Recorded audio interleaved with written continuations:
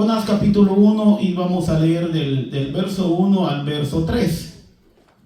Cuando lo encuentren, por favor, me confirman con un amén, por favor. Jonás capítulo 1, del 1 al 3.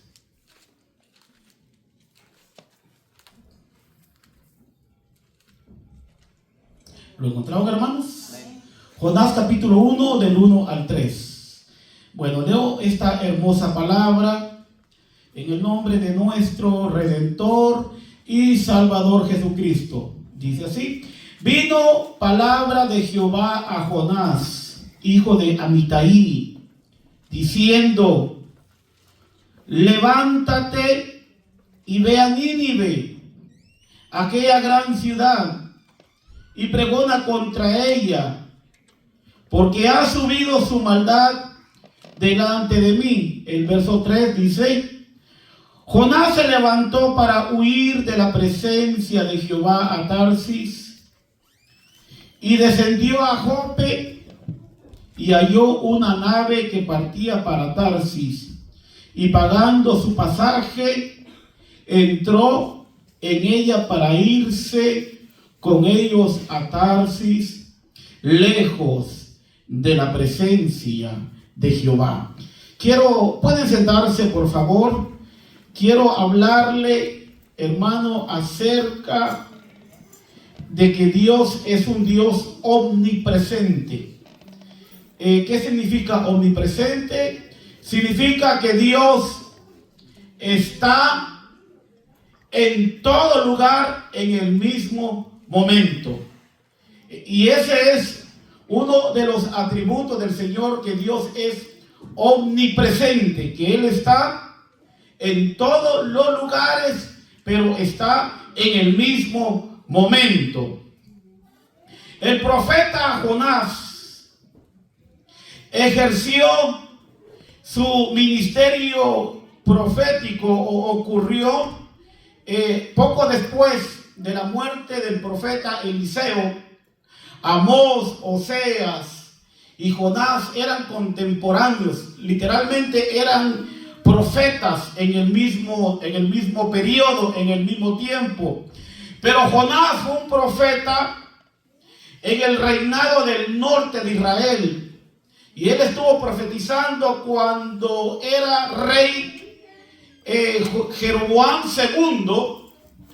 Este hombre, Jonás, era un profeta que Dios había llamado, y no solamente era un profeta, sino que también escribió su experiencia y lo que Dios le permitió vivir a él.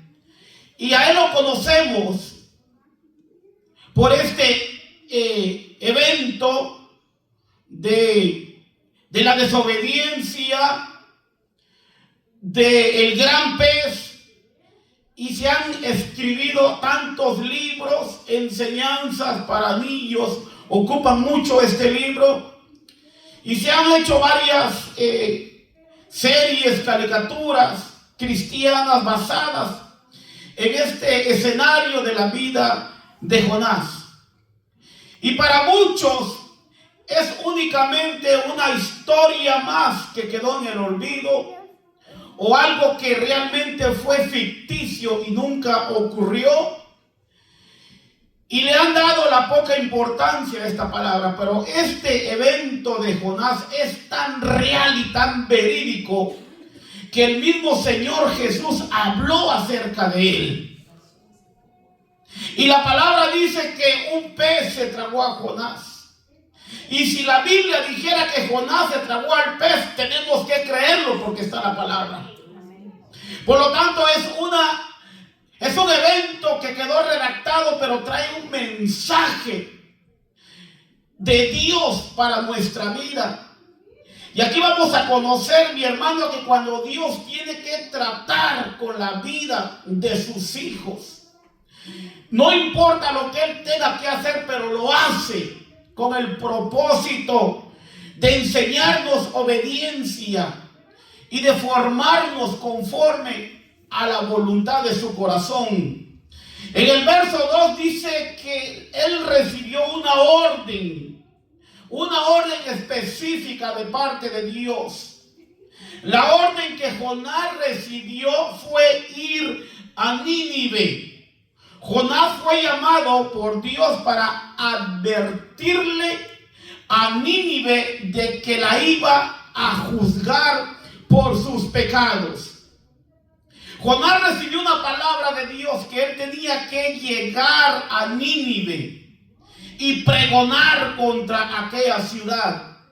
Pero antes de que Dios enviara el juicio a esta ciudad, el Señor primero envió su palabra antes de enviar el juicio.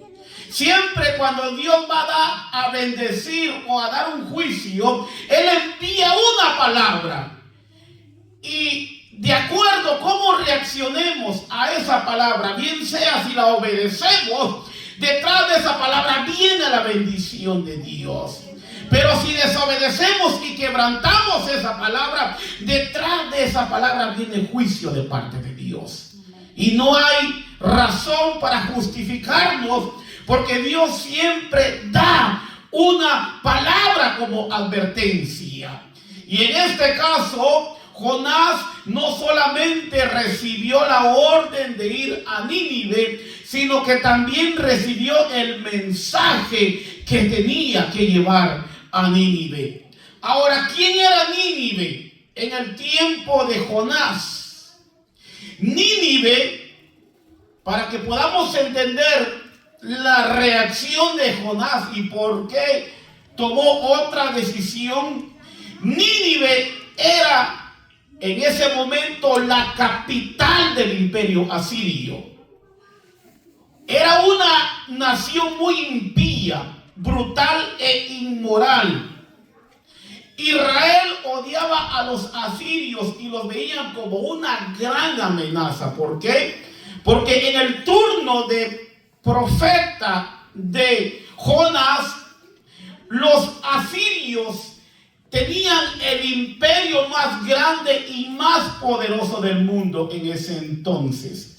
Era un imperio cruel, era un imperio impío, era un imperio inmoral, eran sanguinarios en aquel entonces y por lo tanto tenían gobernado casi todo el mundo y parte de ellos era Israel, que era como su títere, como su juguete, porque llegaban bandas, llegaban grupos militares, milicias asirias y hacían lo que querían en territorio de Israel. Y Nínive era la capital, el centro, el corazón del imperio de Asiria. Por lo tanto, era una nación que Israel no la podía soportar. Israel odiaba a esta nación impía. Por eso que cuando Jonás recibe el mensaje de parte de Dios para ir a Nínive, él dijo: Señor, ¿por qué no me envía mejor a Belén? ¿Por qué no me envía mejor a Jerusalén? ¿Por qué no me envía a una nación dentro de Israel? Sino que el Señor lo está llevando a una nación de la cual era algo sin precedente. Que Dios enviara a algún profeta a predicarle a una nación impía y sobre todo a una nación que tenía gran odio hacia el pueblo de Israel. Hoy en día Nínive es Mosul, Irak, geográficamente. Tarsis hoy es Sevilla, o sea, es una ciudad en el sur de España. Y buscando geográficamente las distancias en aquel entonces, el mensaje de Dios para Jonás era enviarlo a Nínive. En aquel entonces, de Israel a Nínive era una distancia de 1100 millas. Pero él, ¿qué hizo? Él decidió pagar un boleto e irse para Tarsis. ¿Y sabe qué distancia era de donde él estaba para Tarsis, eran 2486 millas. Solamente quiero decirle que Nínive estaba al este de Israel y Tarsis estaba al oeste de Israel. Es como que el Señor, hermano, hoy le habla y lo envía a predicar, digamos, a Ohio, que está a 1 hora y media, 2 horas. Pero en lugar de irse a Ohio, usted dice, no, yo me voy para California, que son como 38 horas manejando. 3 días manejando. Eso fue lo que hizo Jonás. Nínive le quedaba cerca, pero él decidió irse para el oeste, como 2 veces de distancia de largo. Entonces, en el verso 3, dice que Jonás se levantó para huir de la presencia de Jehová. Ese era su propósito de Jonás. ¿Para dónde él huyó? Huyó para Tarsis.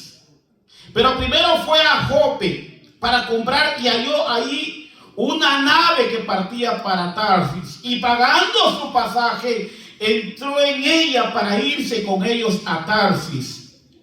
¿Por qué? Porque él quería irse lejos.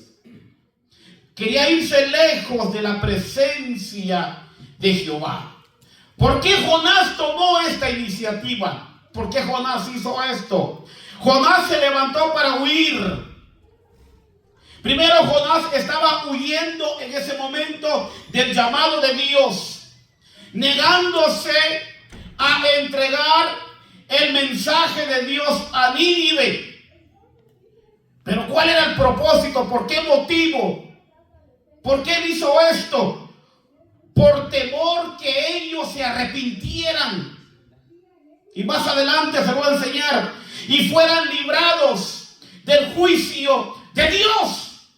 No era que Jonás era un profeta con un historial de desobediencia, o un profeta rebelde.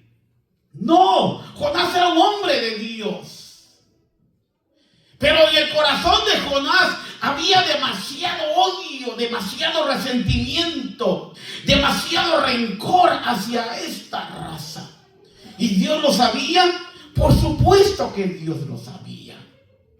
Habían otros hombres en ese momento con un corazón más sano, con un corazón más justo, más misericordioso, más amoroso que Jonás. Sí lo había. Pero ¿por qué Dios no envió a los que tenían un corazón sano, un corazón limpio, un corazón misericordioso, un corazón que estaba conectado con la voluntad de Dios? ¿Por qué Dios no envió a uno de ellos? Porque Dios quería también tratar con el corazón de Jonás. Porque el corazón de Jonás estaba lleno de prejuicio. Había mucho odio, mucho deseo de maldad hacia esta gente, hacia los asirios. Y Dios, por supuesto que Dios lo sabía. Y Jonás no quería ir, porque él sabía que si ese pueblo se arrepentía, Dios se iba a mover a misericordia y los iba a perdonar. Por lo tanto, él no quería que Jonás no quería que Dios tuviera misericordia de ninguna nación que no fuera Israel, sino solo de Israel. Y sobre todo que no tuviera compasión de los asirios. ¿Y qué hace Jonás? Jonás en su corazón inmediatamente, un profeta que donde quiera que él iba, él llevaba la palabra. Y a él no le importaba la condición de la gente, siempre y cuando era dentro del pueblo de Israel. Pero cuando se trataba de salir de los límites y llegar a una nación la cual no tenía promesas, las cuales eran únicamente para los hijos de Jacob, él dijo, no es posible. No es posible darle quitarle el pan a los hijos y dárselo a los perrillos. Porque esa era la mentalidad, la teología, la enseñanza. No es justo que las bendiciones de Israel sean compartidas con los paganos. Esta era la mentalidad. Pero qué bueno que Dios no piensa como nosotros, hermano. Gracias a Dios que Dios es Dios. Y Él no tiene nuestra mentalidad, no tiene nuestro corazón, no tiene nuestros pensamientos, no tiene nuestras ideas, no tiene nuestros sentimientos. Porque los pensamientos de Él son más grandes que los nuestros y sus caminos mayores que los nuestros. Imagínense que Dios le dé facultad por una hora ser Dios. ¿Qué matazón no haría? Comenzaríamos con los compañeros de trabajo, seguiríamos con la familia y la iglesia la dejáramos vacía. Haríamos, hermano, un genocidio en todo el sentido de la palabra. ¿No está agradecido que Dios no es como nosotros? Por eso le amamos, ¿verdad? Porque Él es juez justo y lleno de misericordia.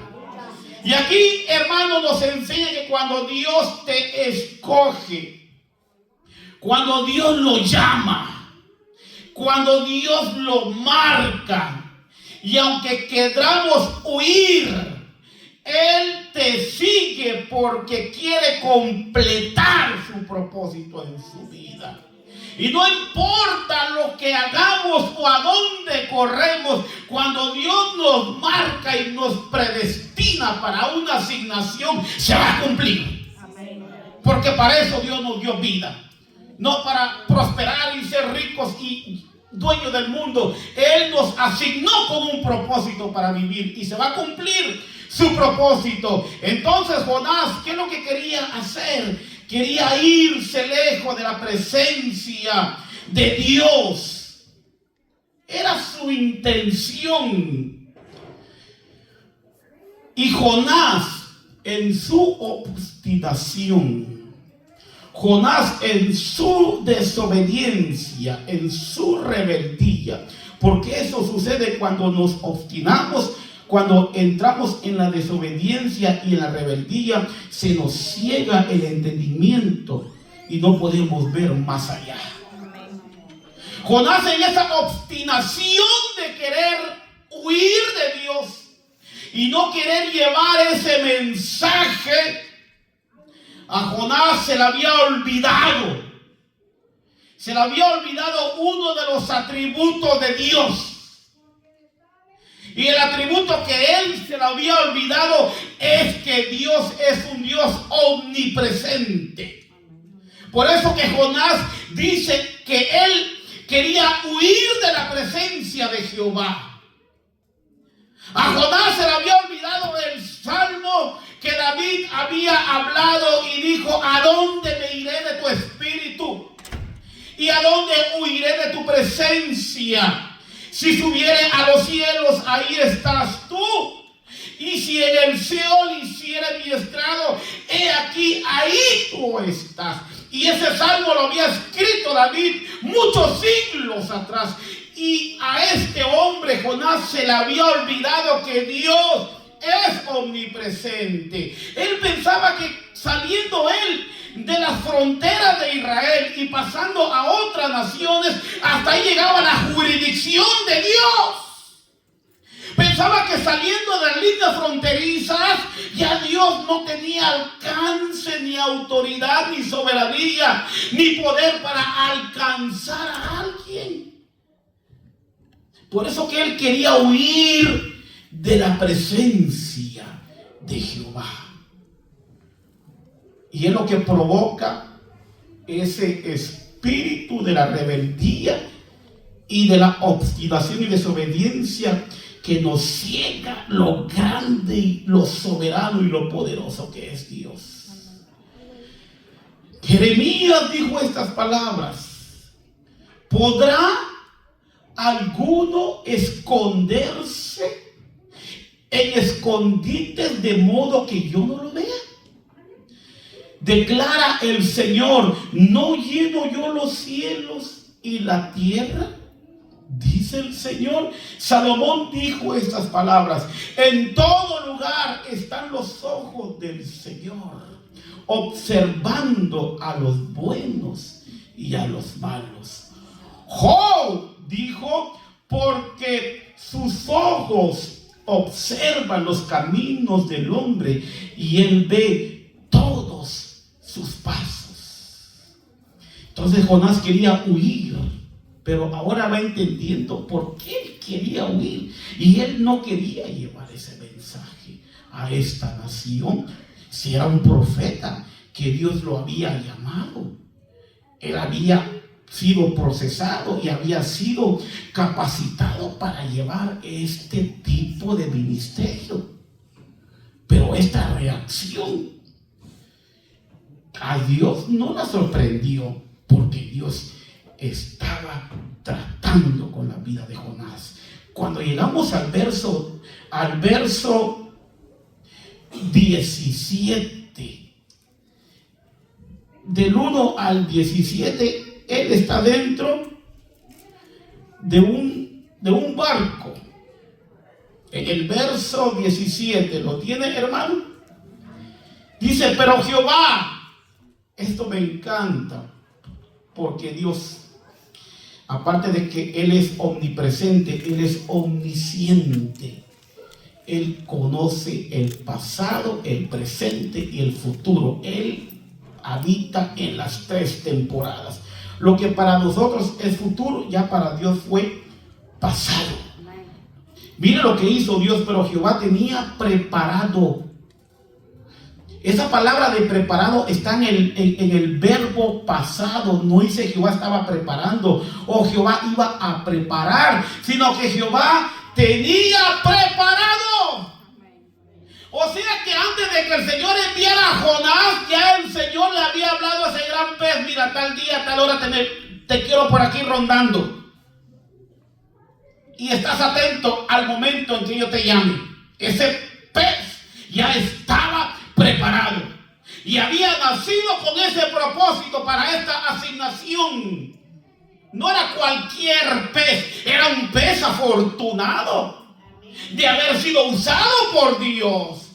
Pero ese pez no de la nada estaba ahí, ya Dios lo tenía preparado de antemano.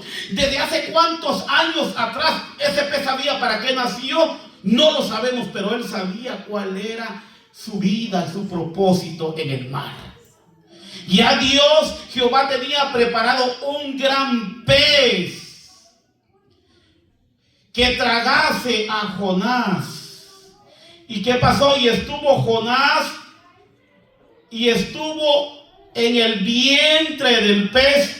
Estuvo 3 días y 3 noches. Pero antes de que sucediera esto, había levantado Dios una gran tormenta, un gran huracán sobre aquella embarcación. Dios levantó un gran viento y tempestades que el capitán y los marineros creían que la nave se partía. Pero el viento y las tempestades estaban siendo direccionadas por Dios. Sabían que tenían un límite de destrucción y no podían pasar la línea que Dios les estaba ordenando, porque Dios tenía todo el control. ¿Cuál era el propósito de Dios? Tratar con la vida de Jonás. Dios tenía un gran pez. Un gran pez. El gran pez ya estaba preparado. Pero lo lindo de todo esto es que el pez estaba preparado no para matarlo, sino para preservarle la vida. Esto es lo curioso, porque a Jonás lo tiraron de la barca. Era para que él muriera. Y el pez estaba ahí para preservar la vida de Jonás. El pez estaba colaborando con Dios para tratar con la vida de Jonás. Es uno de los recursos que Dios utiliza, no para matarnos, sino para preservar nuestra vida. Ese gran pez en nuestra vida puede ser una prueba. Ese gran pez en nuestra vida puede ser una enfermedad. Ese gran pez en nuestra vida puede ser un gran problema, una gran angustia. Y Dios la tiene ahí preservada de antemano, no para matarnos, sino para que preserve nuestra vida en lo que Dios trabaja en nuestro corazón. Porque si ese gran pez no está ahí, Jonás se muere. Si ese problema, esa angustia no está ahí, nos morimos, porque eso nos movió a rectificar nuestro error y a volver a Dios. De otra forma, seguimos sin frenos y seguimos adelante. Y Dios pone esos tropiezos, Dios pone esos desiertos, Dios pone esos vientos, Dios pone esas adversidades, y Dios pone ese gran pez para que nos detengamos.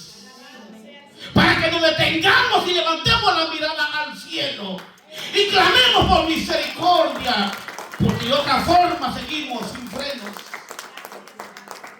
Y esto era el destino de Jonás: seguir sin frenos hasta donde el agua y en la profundidad él explotara o fuera comido por tiburones. Pero Dios usó el gran pez para preservar su vida.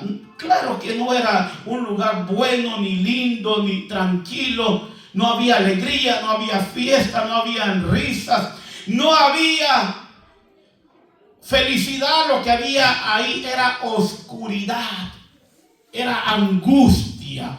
Pero si estás en las manos de Dios, eso es lo más importante. Y vea lo que provocó en Jonás el estar en este lugar. En el 2:7. En el 2:7. Aquí está él dentro del pez. ¿Lo tiene? En el 2:7 dice: cuando mi alma desfallecía en mí. Oiga lo que dice Jonás: cuando mi alma desfallecía en mí, ¿qué pasó? Me acordé de Jehová y mi oración llegó hasta ti en tu santo templo. La versión Dios habla hoy cita este texto de la siguiente manera: al sentir que la vida se me iba, me acordé de ti, Señor. Mi oración llegó a ti en tu santo templo. Me acordé de ti. Mi hermano, acordarse del Señor en esa situación significa que Dios es una presencia viva en la vida de los creyentes, de tal modo que podemos acudir a Él. Me acordé de Jehová. ¿Cuántos han tenido que acordarse de Dios en este lugar? Todos ahí nos acordamos de Dios. Hasta los ateos ahí recuerdan que hay un Dios. Ahí piden oración en ese lugar. El me acordé de Jehová significa que si Dios está ahí presente en tu mente, si Dios está ahí presente en tu corazón, y puede ser que fallaste, pero no te has olvidado de Él, como el pródigo se acordó del padre en la provincia lejana, y el acordarse de su Señor en ese lugar es una maravillosa señal que su misericordia sigue estando a tu favor. Sigue la misericordia de Jehová siguiéndote todos los días de tu vida. Porque el acordarse de Jehová en una situación así, y no fue en una iglesia, no fue en una campaña, no fue un ayuno, no fue un retiro, fue en lo profundo del mar, dentro de un gran pez. Ahí no había música, allá no había adoración, ahí no había predicación, no había nada. Pero si Dios en ese lugar llega el recuerdo a tu mente de que Él es real y que tienes en quién acudir, significa de que Dios sigue estando ahí a tu lado. ¿Y cuál es la señal? Está en tu mente. Dios llena todo nuestro ser. Las fibras de nuestra vida están llenas de la presencia de Dios. Pero yo no siento su presencia. La evidencia de que Dios está a nuestro lado es la fe en Él. El sentir es una emoción. La fe es una convicción de que Dios cumple su palabra en favor de nuestra vida. Estaba Jonás ahí siendo ministrado por gente. Se estaba sacudiendo, sintiendo a Dios. Ese hombre estaba en lo más vil. Ya se puede imaginar el olor horrible, oscuro en ese lugar. El miedo, la angustia y el miedo y la incertidumbre que él tenía. ¿Qué va a pasar ahora? Pero ahí estaba Dios. Ahí estaba Dios al lado de él. Los discípulos estaban tan atemorizados y tenían miedo que iban a morir. Y van y despiertan al maestro. Le dicen: maestro, no tienes cuidado de nosotros, ves que vamos a perecer. Se vale, aun cuando estamos en miedo y no sentimos a Dios y su presencia, eso no significa que Él está a nuestro lado. Los discípulos estaban atemorizados y con miedo, y Jesús al lado de ellos. Y nosotros nos ha pasado lo mismo, hermano, cuando usted se siente así y se siente olvidado, marginado, abandonado y cree que ya todo se terminó. Pero si a su corazón llega Dios y llega su palabra, llega su presencia y su voz clama por misericordia, hermano, Dios está a su favor. Dios está ahí. ¿Cómo estaba el profeta Jeremías? Dentro de un pozo lleno de lodo. El rey Sedequías lo tenía ahí castigado. El hombre no estaba sintiendo a Dios, sintiendo su presencia. No, él no podía ni respirar. Estaba completamente desanimado, creyendo que se iba a morir. Él no estaba oyendo coritos ni predicaciones y no estaba en una reunión como la nuestra. Pero de repente llegó la palabra de Dios y le dice: Jeremías, clama a mí y yo te responderé y te enseñaré cosas grandes y ocultas que tú no conoces. Dios no le había hablado, pero Dios estaba ahí al lado de él. Y así estaba con Jonás. Jonás pensó que estaba solo, pero Dios estaba ahí con él. Todo el tiempo con él. En el verso 7 termina diciendo el texto: y mi oración, ¿qué sucedió con su oración? Llegó hasta ti en tu santo templo. Y el 9 me gusta lo que dice: mas yo con voz de alabanza te ofreceré sacrificios. ¿Y qué dice? Pagaré lo que te prometí. Pagaré mis votos. Cumpliré las promesas que te hice. Posiblemente cuando Dios lo llamó, uno hace un montón de promesas, ¿verdad? Un montón de promesas, como Isaías: Señor, heme aquí, envíame a mí. Yo no sé si Jonás dijo lo mismo. Y ahí se acordó de que él había hecho muchas promesas a Dios. Y ese lugar también nos ayuda a recordar todo lo que le hemos prometido a Dios. Y agarramos fuerzas y rectificamos nuestros errores. El verso 10, ya voy terminando. ¿Y qué hizo el Señor? En el verso 10: y mandó Jehová al pez, y vomitó a Jonás en tierra. Jehová ordenó, mandó, dio una orden al pez. El pez era más obediente que el mismo Jonás. Él estuvo ahí desde el principio y no se fue, no se movió hasta que el Señor no le diera la orden que tenía que irse. Y se acuerdan que lo mismo le pasó al gallo cristiano bíblico, que estuviera atento a las 3 negaciones de Pedro para cantar. Y después de que cantó y cumplió su asignación, yo creo que se lo comieron, ¿verdad? Pero no se lo podían comer hasta que no cantara. Hasta que no cantara, después de haber oído a Pedro que había negado a Jesús 3 veces. Dios se había enojado con un profeta llamado Balaam. ¿Se acuerdan de él? Porque andaba coqueteando con los moabitas, porque le habían prometido oro, prosperidad. Cuando iban en camino a maldecir al pueblo, iba ahí Balaam. La avaricia le había cegado su lealtad y su fidelidad a Dios. Iba ahí con su burro, Balaam, pensando en las bolsas de oro y en maldecir al pueblo de Israel. Y un ángel se le apareció a Balaam. Él no lo vio. Usted lo puede buscar en Números en su casa, ahorita no. Números 22 en adelante, lea todo el capítulo. Ahí va a encontrar este escenario de la palabra.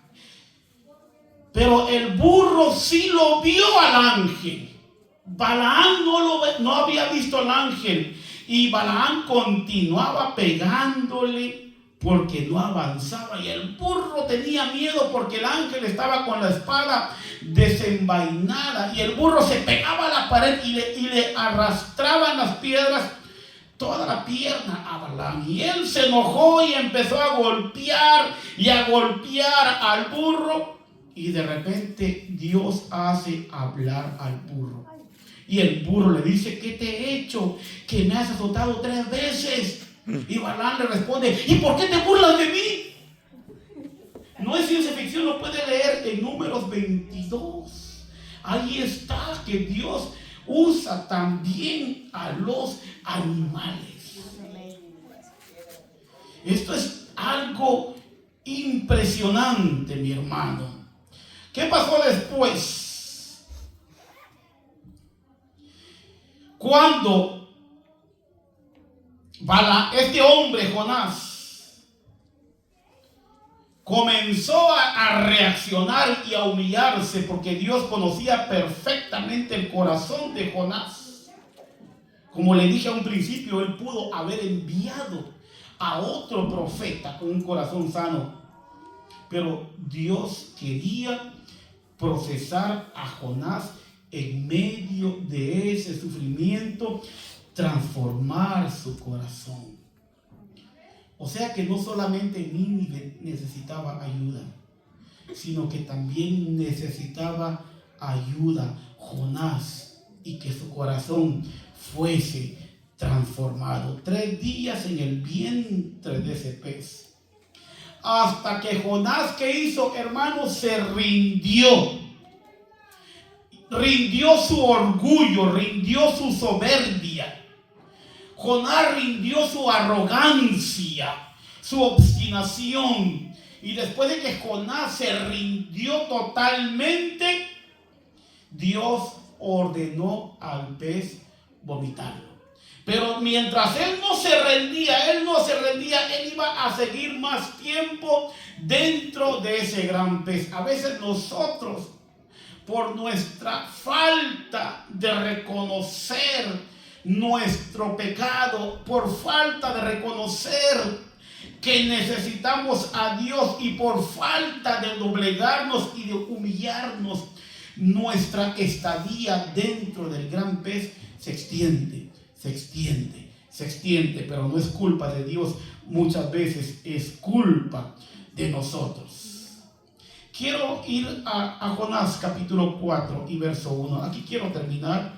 Si gusta ponerse de pie. Ya terminé, mis hermanos, póngase de pie. Jonás capítulo 4 y el verso 1. ¿Lo encontró? Y aquí a Jonás ya estaba afuera, ya había predicado, todavía no había llegado al grado de formación, pero ya estaba avanzando su proceso de formación y de un corazón conforme al corazón de Dios. En el 4:1 dice: pero Jonás se apesadumbró. Todavía tenía estas actitudes en su corazón. Dice, en extremo. Y se enojó porque Dios perdonó a Nínive.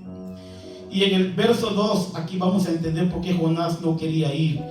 Y oró a Jehová y dijo, ahora, oh Jehová, póngale atención a esta pregunta, hermano. ¿No es esto lo que yo decía estando aún en mi tierra?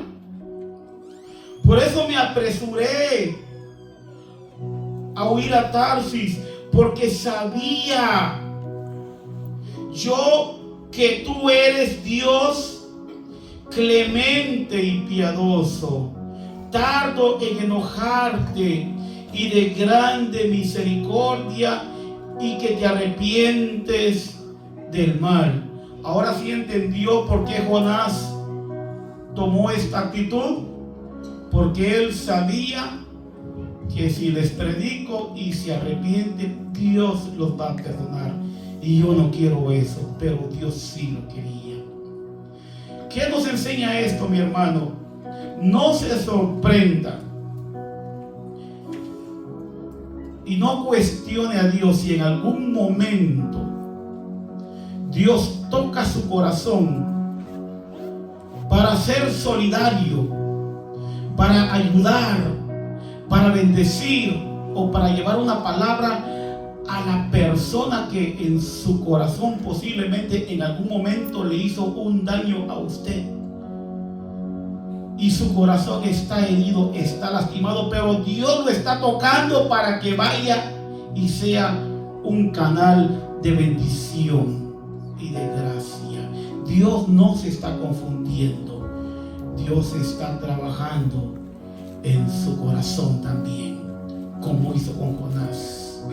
Dios sabía que Jonás no era el adecuado según la lógica del hombre, pero Dios quería doblegar, cicatrizar, cambiar ese corazón, y que ya no viera a los ninivitas como enemigos, sino que los viera como gente que también habían sido alcanzados por la gracia y la misericordia de Dios. Incline su rostro, démosle gracias al Señor. El altar estará abierto si alguien gusta pasar, y estaremos orando por su vida. Amado Dios y Padre, gracias por permitirme compartir esta palabra, Señor. Incline su rostro, vamos a adorar al Señor. Vamos a adorar al Señor, iglesia. El altar estará abierto si gusta pasar, doblar sus rodillas. La misma misericordia que Dios nos ha dado a nosotros, esa misma misericordia, ese no queremos ni hablar, no le decíamos el bien también para ellos. El Señor tiene grandes propósitos, y en algún momento nosotros vamos a ser ese instrumento de Dios, como le pasó a Ananías, el discípulo Ananías, que en su corazón no sentía afecto hacia el apóstol Pablo, porque él había oído de que Saulo había perseguido, encarcelado y matado muchos cristianos, y él sabía que la visita de Saulo a la ciudad de Damasco no eran con propósitos buenos, y por eso el Señor le habló a él y le dijo: ve, tú ora por él, bendícelo, y yo le voy a enseñar a ese hombre lo que es necesario padecer por mí. Es un instrumento el cual yo estoy escogiendo. Llegó Ananías y lo primero que le dijo a Saulo fue: hermano Saulo, el Señor me ha enviado a que ore por ti y recibas la vista. Nuestro corazón tiene que estar abierto, porque en cualquier momento el Señor puede tocar nuestra vida, mediante una expresión, mediante una palabra, mediante un toque del Espíritu, y nos va a mandar a hacer lo que no queremos hacer, pero que nuestro corazón esté abierto y siempre a una buena disposición en hacer la voluntad de Dios. Más allá del horizonte y de las nubes habita un rey. Si gusta levantar su alma, su espíritu, Más allá de la alta esfera, si gusta levantar su voz y las estrellas, y sus manos también al cielo, vive Jehová. y adoremos al Rey del universo. Sobre su trono sublime, Aleluya.